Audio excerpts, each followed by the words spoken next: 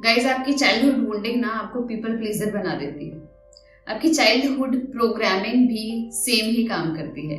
आप कंटिन्यूसली दूसरे को प्लीज करने लग जाते हैं ताकि वो आपको वैलिडेट कर दे, ताकि वो अपनी ट्राइब में आपको रख ले।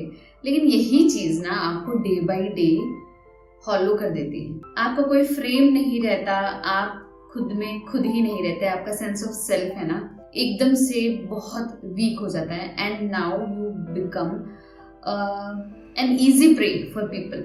और आपको ऐसा लगता है यार लोग मेरे साथ इतना बुरा क्यों करते हैं। तो गाइज बस इसी चीज का सोल्यूशन मैं इस वीडियो में आज लेके आई हूँ। Hi guys, welcome to my channel healing process. मेरा नाम है सुमन। अपने इस चैनल पर मैं एनर्जी से रिलेटेड, रिलेशनशिप से रिलेटेड एंड इनोवेटिव प्रैक्टिसेस से रिलेटेड कंटेंट शेयर करती हूँ। गाइज आज का टॉपिक है solution for people pleasing. First of all, people pleasing कहाँ से स्टार्ट हुई? हम चाइल्डहुड से ही ना प्रोग्राम्ड है टू प्लीज आवर पेरेंट्स। हमने ये सेंस कर लिया था बचपन से ही कि अगर हम कुछ चीजें करेंगे ना तभी हमारे पेरेंट्स खुश होते हैं। अगर हम कुछ ऐसी चीजें करते हैं जो हमें पसंद है, लेकिन अगर वो उनसे नाराज होते हैं तो हमें वो नहीं करनी है। तो हमने क्या किया, फ्रॉम वेरी बिगिनिंग अपना सेंस ऑफ सेल्फ, हमें क्या पसंद है, हम क्या करना चाहते हैं, उसको दबा दिया ताकि हमें वो सब कुछ मिल सके हमारे पेरेंट्स से जो कि हमारी उस समय नीड है। Sense of connection, sense of validation, उनके साथ बने रहना। Second thing is from childhood to this age ना हमारे साथ बहुत सारे एक्सपीरियंस होते हैं, बहुत सारे हर्टफुल पेनफुल एक्सपीरियंस जो कि हमारी साइकी होल्ड नहीं कर पाई थी, जिनको कोप नहीं कर पाई थी।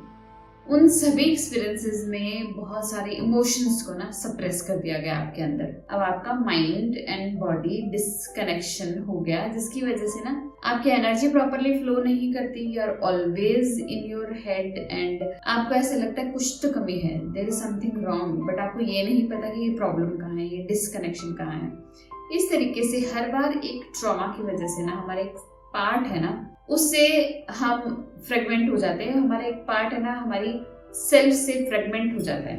न जाने कितने ही ट्रॉमा अभी तक हुए हैं और एट लास्ट हम जो है ना हमारा जो सेंस ऑफ सेल्फ है ना वो थोड़ा सा ही बच जाता है। अब इतना थोड़ा सा सेंस ऑफ सेल्फ लेकर हम इस दुनिया में जाते हैं ना तो हर कोई हमें एक इजी प्रे समझ लेता है, बिकॉज हमारे पास तो अपनी पावर है नहीं, हमारे पास तो अपना फ्रेम है नहीं। और हमें भी ऐसा लगता है कि यार अगर इनके पास स्ट्रॉन्ग फ्रेम है नहीं तो हमारी हेल्प कर सकता है, हमें अपनी ट्राइब में रख सकता है, हमें अप्रिशिएट कर सकता है, हमें वैलिडेट कर सकता है। बस इन्हीं चीज़ों की वजह से ये जो पीपल प्लीजिंग है ना ये स्टार्ट भी हो जाती है और ये चलती भी रहती है। हम इनको नोटिस नहीं कर पाते। लेकिन अगर हमने नोटिस कर लिया है कि हम इतना सब कर रहे हैं और ये बिल्कुल भी हमें अच्छा नहीं लग रहा, तो हमें क्या करना चाहिए? हमें ऐसा क्या करना चाहिए जिसकी वजह से ना इसको हम थोड़ा सा तो रोक पाएं एंड देन हम उस पर वर्क करेंगे तो हम इसको कम्प्लीटली रोक सकते हैं।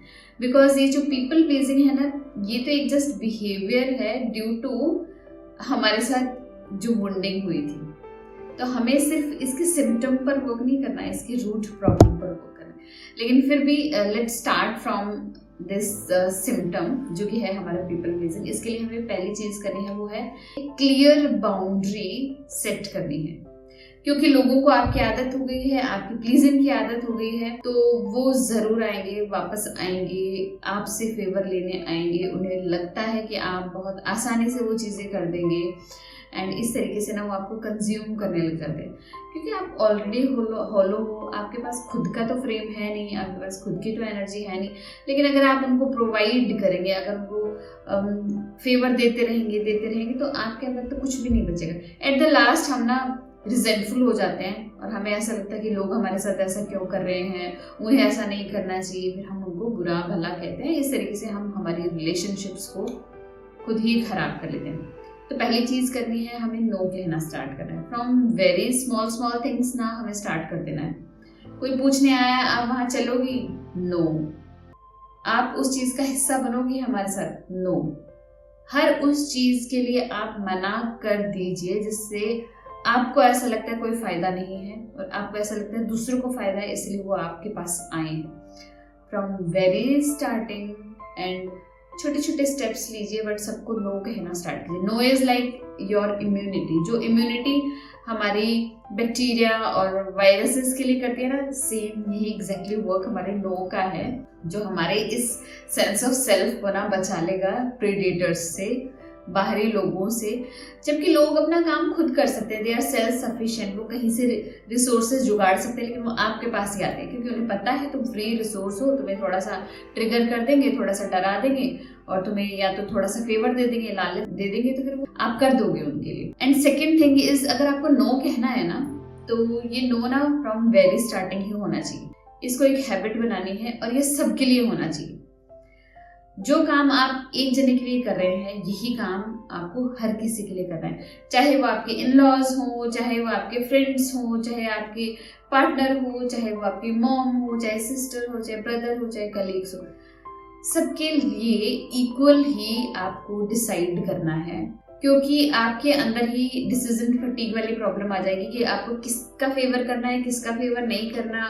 देन बहुत बड़ा कॉन्फ्लिक्ट हो जाएगा। वो कहेंगे हमें फेवर नहीं किया, वो कहेंगे हमें फेवर नहीं किया। जैसे मैं करती हूँ, मैं नहीं चाहती ना कुछ स्पेसिफिक लोगों से बात करना, बिकॉज मुझे ऐसा लगता है कि मेरी एनर्जी बहुत पोटेंट है, मुझे एक पर्टिकुलर डायरेक्शन में एनर्जी लगानी है, क्योंकि मुझे मेरा कोई ड्रीम है, कोई विजन है, मुझे उसको अचीव करना है। तो मैं फ़ोन कॉल पे अगर बात करूँगी तो मैं उन चीज़ों को नहीं कर पाऊँगी, जबकि वो मेरी प्रायोरिटी है। तो व्हाट आई डू इज़ कि जो कुछ लोग हैं जो मुझे ऐसा लगता है मुझे कंज्यूम कर रहे हैं ना, उन लोगों से मैंने बात करना बंद कर दिया। फिर मैंने ये रियलाइज़ किया this can offend like other people also. तो मुझे ऐसा लगता है कि ये चीज़ सबके लिए मुझे लागू कर देनी चाहिए। तो मैं अपनी मॉम से भी बात नहीं करती, अपनी सिस्टर से भी बात नहीं करती, अपने पेरेंट्स से भी बात नहीं करती। मैं उनसे बात करती हूँ, बट एक ग्रुप चैट होती है जो व्हाट्सएप पर, तो मैं उनसे बात करती हूँ। ऐसा ही सेम है ना, मैं दूसरे फैमिली मेम्बर्स के साथ करती हूँ, मैं उनसे भी ग्रुप चैट्स में ही बात करती हूँ, जैसे मैं अपने पेरेंट्स से बात करती हूँ। सबके पास व्हाट्सएप है, जितना टाइम मैं यहाँ दे सकती हूँ ना, मैं उतना ही टाइम वहाँ पर देती हूँ। Be equal with everyone, and starting से ही इक्वल रहना। मेरी बहुत बड़ी प्रॉब्लम, बहुत बड़ा इशू यही था कि मैं पहले हाँ कर देती थी, देन जब मैं ना करती थी ना, वो पहाड़ जैसा था। यार पहले भी तो ये चीज़ नहीं होती थी ना, जब मैं नहीं थी तो ये चीज़ें नहीं होती थी, लेकिन जब मैंने करना शुरू कर दिया तो अब इसको करना बंद हो गया, क्योंकि मैं कर रही हूँ ना। मैंने कैसे मना कर दिया, क्योंकि मना नहीं कर सकता कोई जब उसने एक चीज़ को स्टार्ट कर दिया। बहुत बड़ा इशू मेरी लाइफ में था। माय हस्बैंड यूज्ड टू से लॉट मेनी टाइम्स, बट मैंने इसको कभी ध्यान ही नहीं दिया कि मैं ऐसा करती हूँ।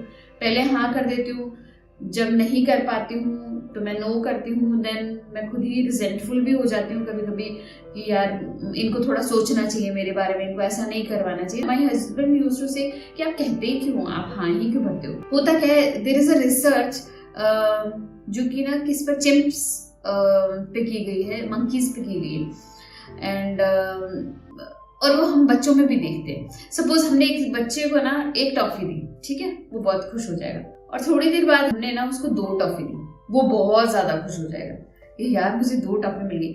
नील से तो 1 अच्छी, 1 और मिल गई तो 2 बहुत ज्यादा अच्छी।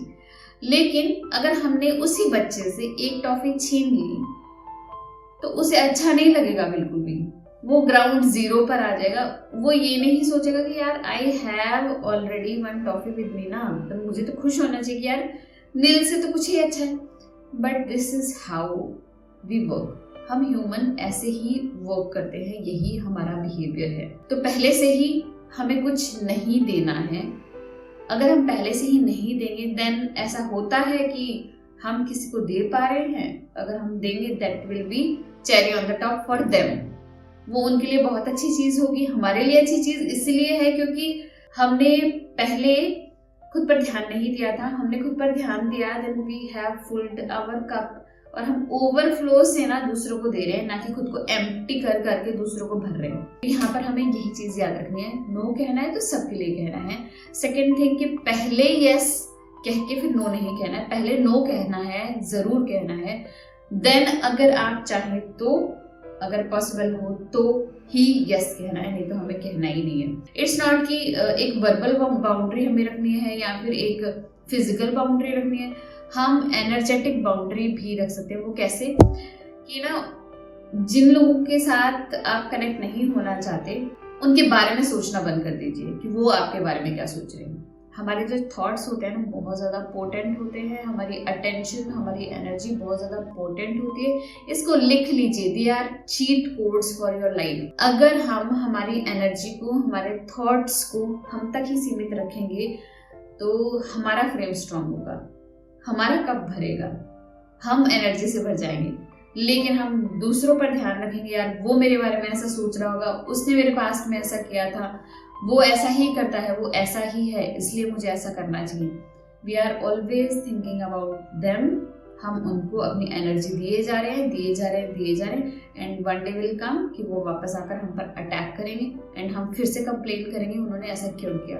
I have few people in my life जिनके साथ मैं हूँ, जिनके साथ फिजिकल मेरा कम्युनिकेशन और इंटरेक्शन होता है, but energy wise they are like zero for me, क्योंकि मुझे पता है they are very draining for my energy. मेरी अभी की स्टेट के लिए ना वो बहुत ज़्यादा ड्रेनिंग है, तो मैं नहीं चाहती उनको अपनी एनर्जी फोकस देना। तो मैं लिमिटेशन रखती हूँ कि एक लिमिटेड वर्बल टॉक हो, एक फिजिकल कनेक्शन जो है ना लिमिटेड बने उनके साथ, और एनर्जी वाइज तो जीरो है, जीरो अंडा। मतलब बिल्कुल भी नहीं सोचती मैं कि वो मेरे बारे में क्या सोचते हैं, वो अपने क्या विचार मेरे बारे में रखते हैं।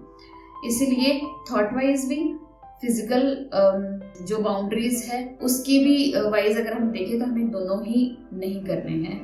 दोनों ही बहुत ही इम्पोर्टेंट है हमारी एनर्जी को सेव करने के लिए, हमारे कप को फुल करने के लिए। सेकेंड थिंग जो हमें करनी है वो है full your cup with your inner work.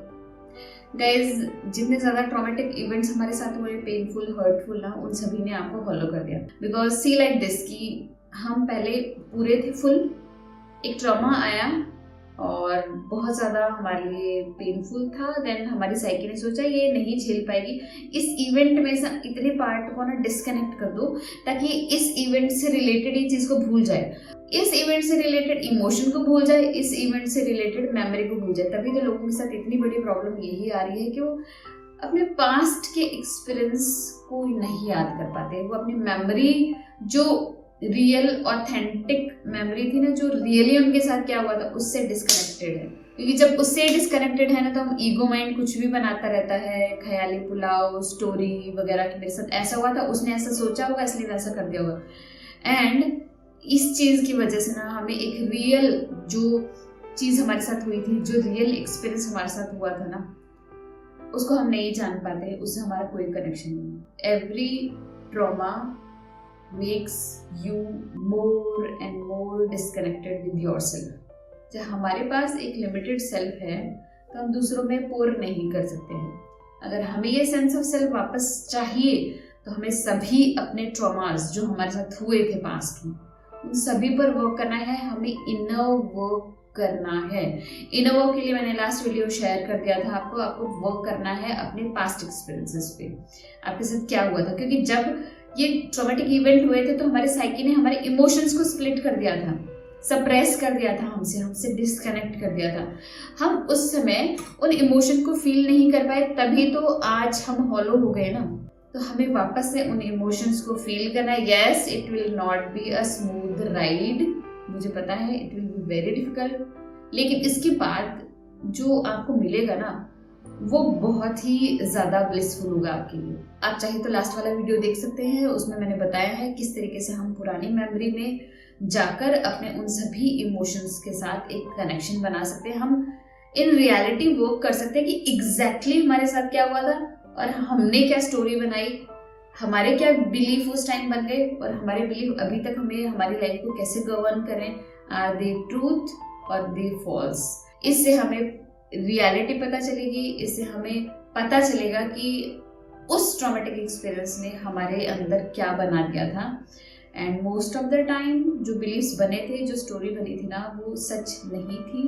क्योंकि जब ये हुआ था हम छोटे थे, हमने हमारे दिमाग में जितनी हमारी सेंस ऑफ अवेयरनेस थी, अंडरस्टैंडिंग थी, उसके अकॉर्डिंग स्टोरी बना ली और ये स्टोरी अब तक हमारी लाइफ को गवर्न कर रही है। इसलिए बहुत ज़रूरी है अपना इनर वर्क करना। जैसे जैसे हम इनर वर्क करेंगे हम सभी पार्ट से वापस से कनेक्ट होते जाएंगे उन सभी पार्ट्स को जिनको हमने रिप्रेस कर दिया, उन सभी को इंटीग्रेट करते जाएंगे।